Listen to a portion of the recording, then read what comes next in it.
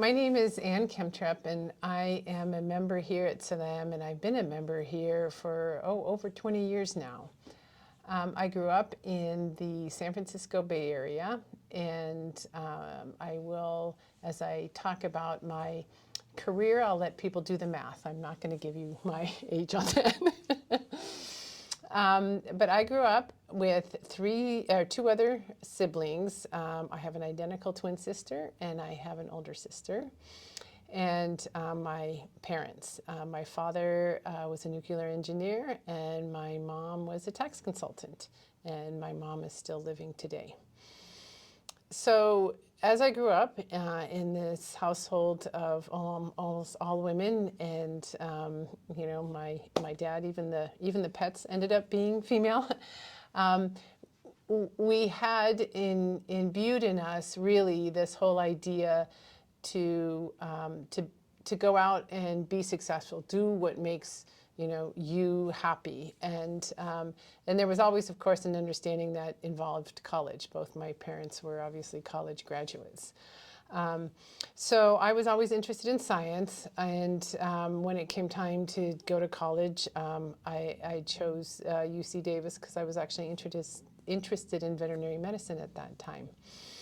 So I went to UC Davis, and I'll back up just a little bit and say that in my family, I was not raised in a faith tradition. So my father was very much a humanist and really believed in the humanity of everybody.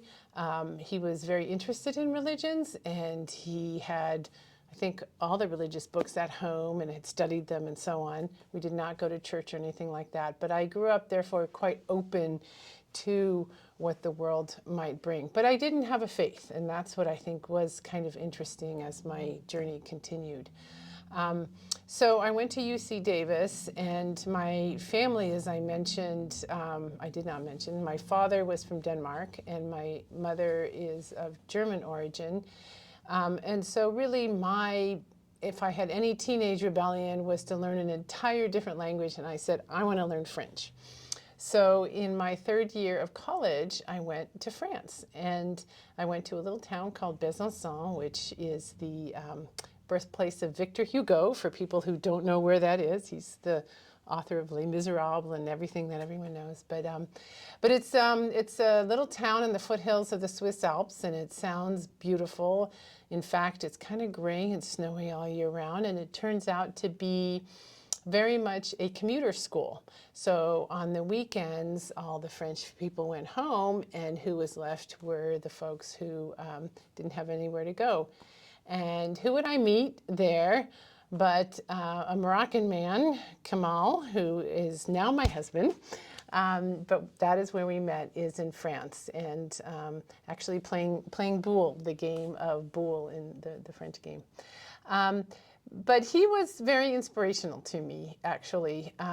By the time I had got to France and I was learning French, I had kind of given up the goal to become a veterinarian. I'm not sure why. I think I found it too hard. And he literally sat me down, and I remember this, and this was, probably close to, now you'll do some math, 40 years ago. And he said to me, why are you wasting all these resources you have? My grades had kind of gone down a little bit. He said, you are in a country and a place that you have everything. You just have to study. And I realized I was being a little lazy at that time. So by the time the year ended, we had agreed we wanted to marry.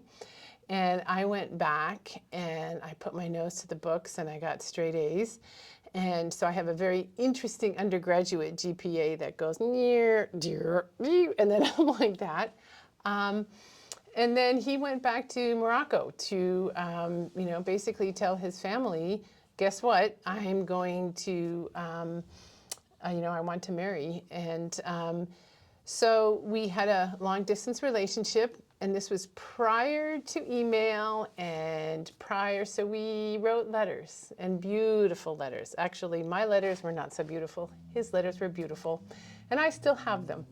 And I think that is something that people really miss out on today, is to have these letters. he wrote poems and things. My letters were much more dull, but his were something worth keeping, and I think the kids will enjoy seeing one day.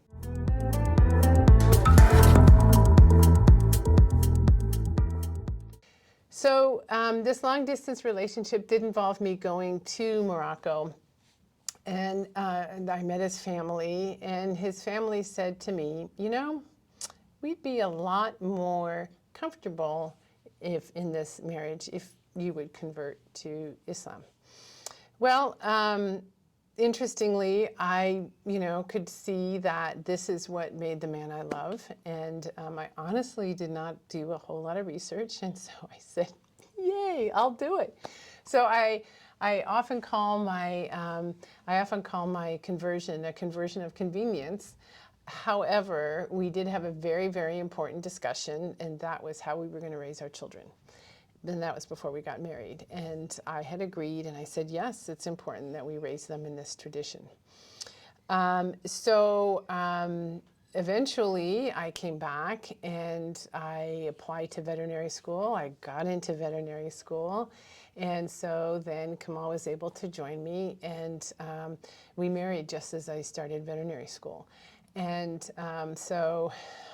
through veterinary school, he had to learn English. He ended up working at the veterinary diagnostic lab with the school, so we could have lunch together and so on. So it was a lovely early married time, but certainly a lot of struggle.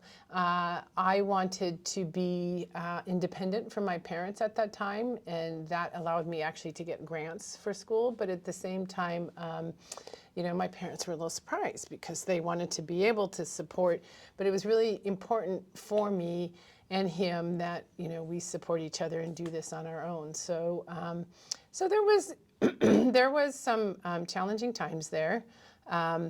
I would say during veterinary school, I had a vegetable garden at the university, and we literally lived off that vegetable garden. And I will tell you today, that was probably the healthiest we have ever been. So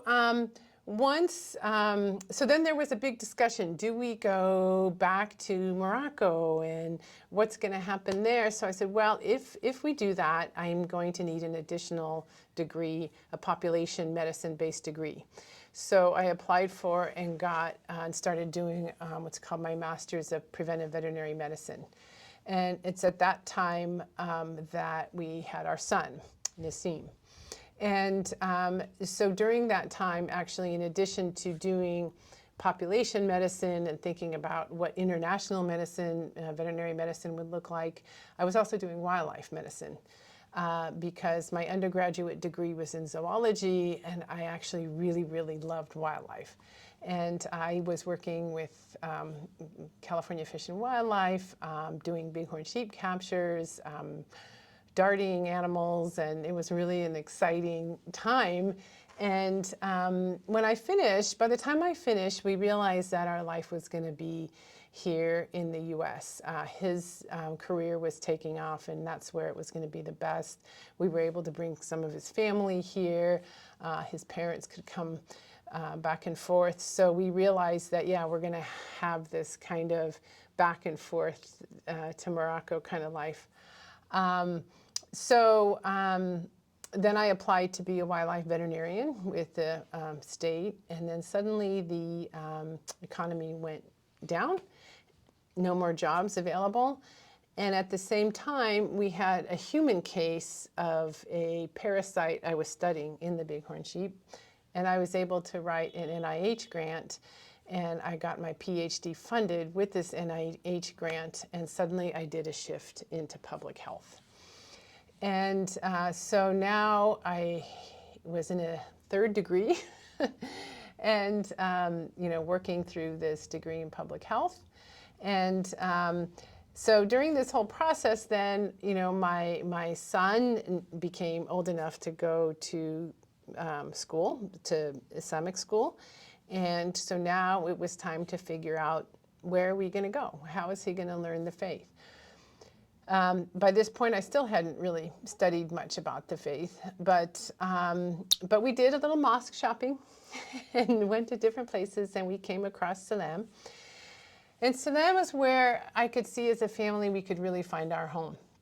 We were part of the early Friday family night team, and we would take my son to the Sunday school. And what was important to me then for this Sunday school was I would go to class with him. So when my son started learning, I started learning. And I volunteered, and I really got to know the community, and I began to really dive into the literature and, the studies of Islam. And not so much to my surprise, but to my delight, I will say, I discovered that it was very compatible with my values, and specifically my values as a feminist. I found that there is a lot of support for women, women's education, and for women to really be equal partners with men. And I so love the place of women in the Quran and how they are not only revered but mentioned, and the stories are very, very important, way more than many other traditions. So so that was very exciting to me. And of course, there's also a lot of very good feminist literature that comes out of Morocco. Fatima Mernissi is one of my favorite authors, and she has a lot of very, very good information. And the other aspect that was really important to me about this faith is that it's compatible with my values as a scientist. I do not feel like I have to make this dichotomy between science and faith, or science and religion. It's really a religion that emphasizes the exploration and finding out what God has done. If anything, probably the most interesting aspect of the faith and the challenge was faith in God. I hadn't had that before. And what did that mean? I always counted on myself, and everything was my under my control, so to speak. So I had to really learn what it meant to have a faith, and it's been an incredible journey, I would say. There's moments when having a faith becomes an incredible comfort. Obviously, because you can say, I have done everything I can. Now it's up to God. There's moments of great challenge of faith when you sit there and you say, how can this happen? What's going on?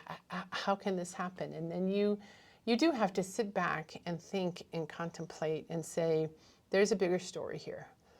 And that actually also brings comfort, even in times of distress.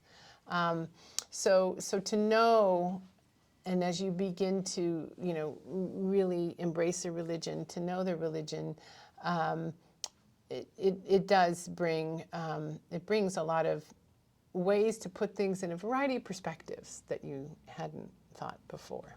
Thinking about some of my key milestones, what are big moments that are in my life that really kind of directed where I was going to go? There's obviously several. I explained a few of them already, but I would say coming to SALAM was a very huge milestone for me, because it was a place that did allow me to really investigate the faith and not feel like I was being judged, or it was just so welcoming, and so it just really inspired me to get to know the faith. So I would say, coming to SALAM was a big milestone for me. Obviously my degrees are a big milestone, but each one of my degrees has different pathways, and so I would say that probably completing my Ph.D. was a big milestone in terms of the several degrees that I got, because that really determined the direction of my life on that. And then certainly the birth of my kids are each of milestones, because suddenly you go from being a couple to I had my son, And then 9.5 years later, we had a daughter, Aisha. And so, you do it all over again. And each of those bring interesting challenges as well as lots and lots of rewards in life. So you go from being a professional student to then a professional and then suddenly a mom, and then you have to be in school and going to the kids' school and then turn around and coming back to a professional life. And I enjoyed that, actually. It could be challenging at times, but I think in terms of my kids growing up and seeing that, they could see that that their parents were both very active, not only professionally, but we've always been very active in the community. Part of one of my values is to be involved in the community. So professionally, I'll be involved in professional societies and presentations and being part of these groups to make sure that whatever I'm studying, and I'm looking at epidemiology, so a lot of very big societies and so on. So I'd be involved in those, but also in the faith community, and so the kids have always come with us to events at SALAM, and volunteering is very important in all of our lives. I've been a volunteer at SALAM really from the beginning. So for example, when my son was at school and I needed to find some volunteer things, I said, let's start a recycling program. And I think there's even remnants of it still around. And I would dumpster dive and get some of those things out so that we could, fund other little aspects for the kids' programs. And then little by little, I got very much involved in SALAM management, and I ended up being invited to run for the board. So I ran for the board. And this was, I guess, another big milestone for me would be to suddenly become part of SALAM management team. And the reason why that was a milestone was not only to be a woman on the board of an Islamic center, but also because I'm learning about nonprofits and how nonprofits are run. And so it really was an opportunity for me to learn some really good management about how do organizations run, and I would take courses and classes. So it was a very satisfying and productive time on the board, and I ended up serving multiple positions on the board. At one point, I was secretary when I first got on the board. Then I became vice chairperson, and then I became chairperson.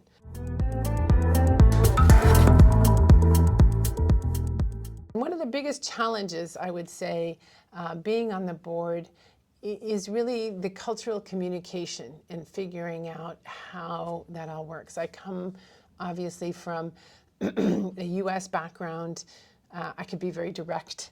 I had to learn that even sharing personal things, which Americans do that really commonly. So Americans will commonly share things, and that's going to bring people together. And I learned, culturally, for many of the people who were here at SALAM on the board, we don't share some of these things. And in fact, if you're going to talk about, I remember one moment was really funny. I had taken this course on how to run a board meeting, and the first thing we're going to do is an icebreaker. So the icebreaker I had come up with is, what great goal or what great event happened to you this week? What was your big accomplishment this week? Well, I had done a big bike ride. I love to ride bicycles. And so I shared that. Now, who would like to share something else? Silence. Nobody wanted to share anything. And later I learned it's because you don't share these things because that's like you're showing off. That's like you're... And I'm like, okay, that didn't work. But what's beautiful about SALAM is everybody was still very nice about the whole thing. They forgave me. They let me, go on. and find other ways to get, people together. And since that, we've instituted great things, off-site meetings for our management team, team meetings and so on. So I'm very proud of how SALAM has developed. And yes, I can be proud of things. So I am proud of how SALAM has developed, and it really, for my children, it's and for us, it's really our home away from home.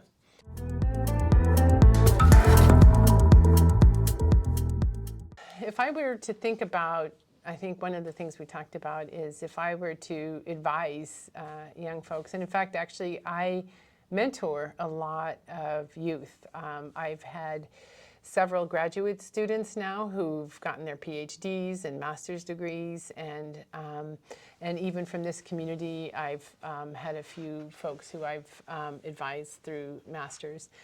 And one of the things that I often say to them is have a goal. Have a goal, but don't go out it with blinders on. Don't say, this is it, I want to be this, and that's all I'm going to be, and I'm not going to look at it. And I think about my career, and that's exactly how my career was. I wanted to be a veterinarian. Yes, I went on to become a veterinarian, eventually, with my husband's pep talk, mind you. But also in that process, I thought, yeah, wildlife vet, that's what I want to do. But at the same time, then suddenly we had this parasite that I could study and write a grant for. So no, I'm not going to do that anymore. I'm going to shift over to public health, which has been an incredible career, I'll tell you. Very, very rewarding. So I really think it's important to have a goal because that keeps you moving forward. And but look for opportunities and things that, can match. The next thing I often advise people is, if they can, find a mentor. And it's not easy, you can't run around and say, well, you be my mentor. And so what you have to do in order to find these folks who can help you, whether it be if you get a degree or just in general, and this is another thing I advise, is to volunteer, and volunteer intentionally. Don't volunteer just to put something on your resume. Volunteer because this is something that is very important to you. And in that process, you will find people who can help you along. One of the things I did in my undergraduate is I worked at the Raptor Center in the birds of prey. That was part of my, pre-veterinary, is this going to be something that I want to do in wildlife? And I spent a lot of time there, and I did end up getting a mentor there. I also made a ton of friends who are my friends today. So I think it's really, really important. So if I were to talk to a youth here at SALAM, I'd say, show up at during Ramadan and iftars, and don't stand around and find out and ask what you can do. Literally, like I said, I think we need a recycling program, and so I did it. Find out what it is that you like to do, and that's really a very, very good way to identify a mentor. So I think that's also very important. And then I would say the other final thing is never stop learning. And I got all those degrees. I'm kind of addicted to learning. But on the other hand, one of the things I also did is I took a 2-year training in dialogue and how to communicate and how to talk to people. And it was a very intensive time, and I took it at the time that I was chair of SALAM, and it was incredibly helpful to be able to have not only this new skill set, however, I also had mentors who could really help me along and help me navigate what it is to communicate at a nonprofit center and so on. And I have found this incredibly useful in my professional life as well. So I think that's very, very important, is to never stop learning.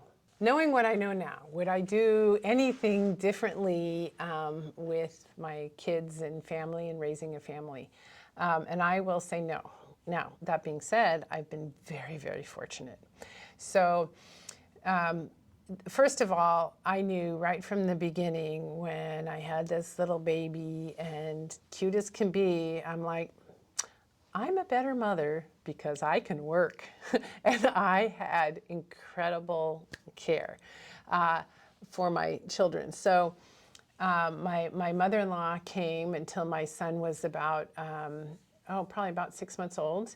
And then there was a woman from our Islamic Center in Davis.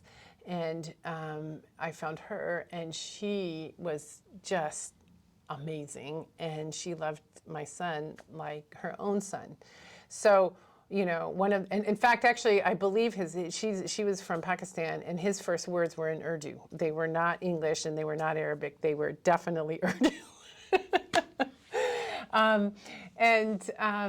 And so when you are able to leave your child with someone that you trust so much, then, I didn't have that fear. And I also valued that he had all that time.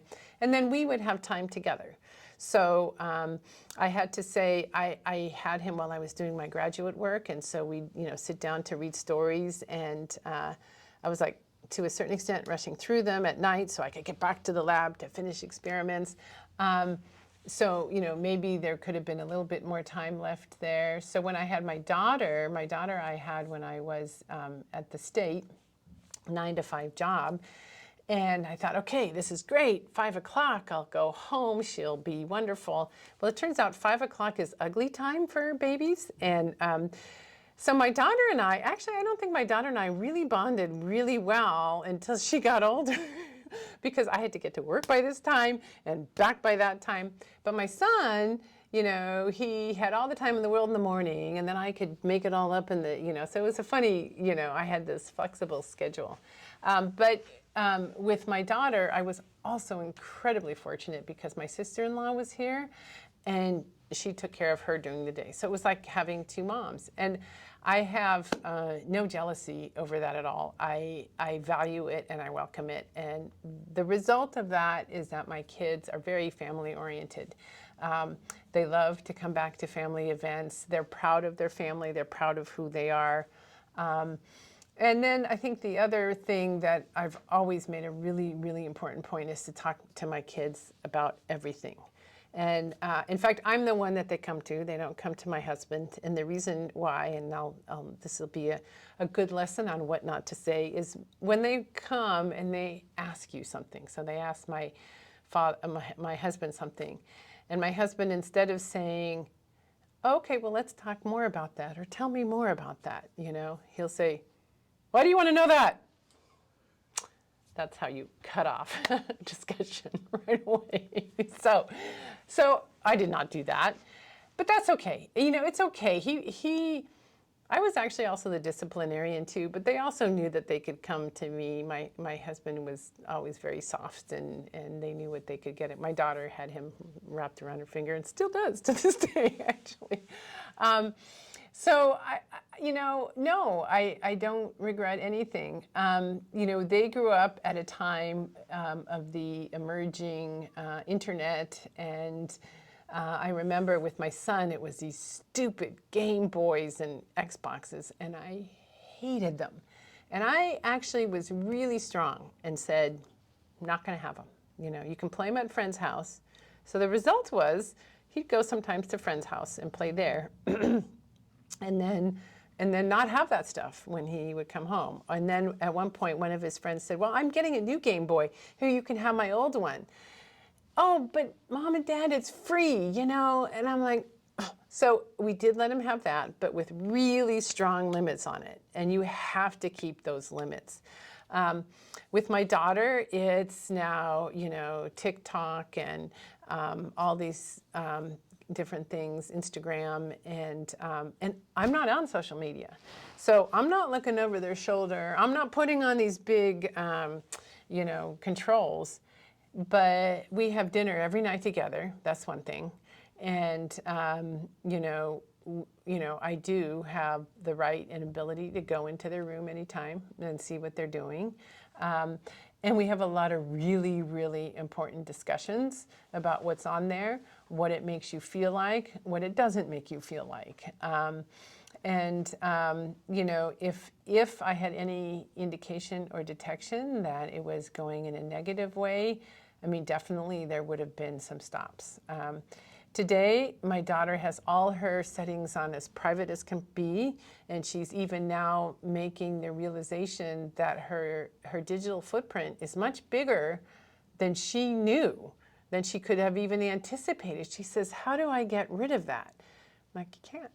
And you see that? You can't. So whatever you put on there stays there, and know that, you know.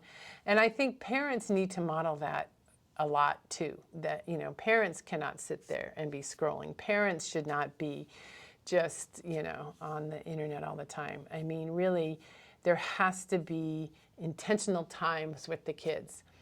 So, I mean, volunteering in community is an example, right?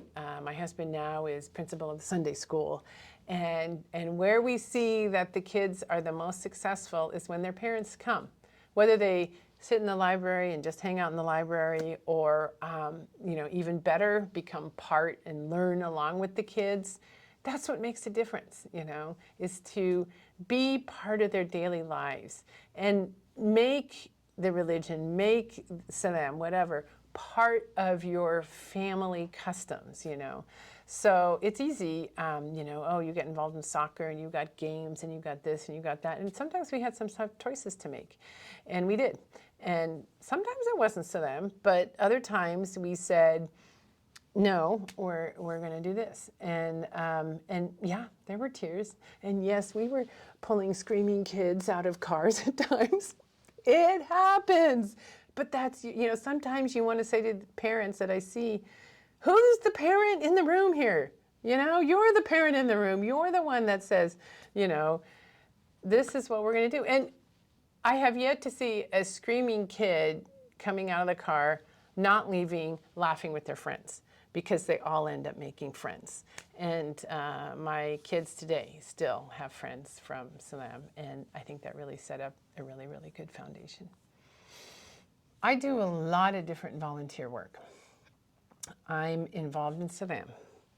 I'm involved in a very important organization now called Sisterhood of Salaam-Shalom, which for the past 4 years has brought Muslim and Jewish women together to build bridges and to fight hate. And right now it's a very, very difficult time, and I'm finding it quite a challenge to keep people staying at the table. A lot of people think that if I stay at the table and listen to the other, I'm betraying my own community. And that's not it. That's not true at all. And what people find when they do the hard work and stay at the table, and we set it up, I mean, it's a very intentional kind of ways for people to listen to each other, they find that there is common humanity. And that's what allows each other to move forward. That's where peace is going to be found, is to be finding our common humanity. So this is one of my challenges today, is to really tell people it's important to sit at the table. It's important to talk. We don't need a litmus test. Say this, and then I can talk to you. And that's, we see it on both sides. No, we need to get back past that, and we need to sit and we need to talk. What are you feeling? What's going on for you? And it's incredible what people learn. So that's been very rewarding, and I'm actually on the national board for that. So for example, in February, I went to Morocco with this organization. We did a dual narrative tour of Jewish and Muslim history in Morocco, which is over 1,000 years old. So that's been very, very rewarding for me.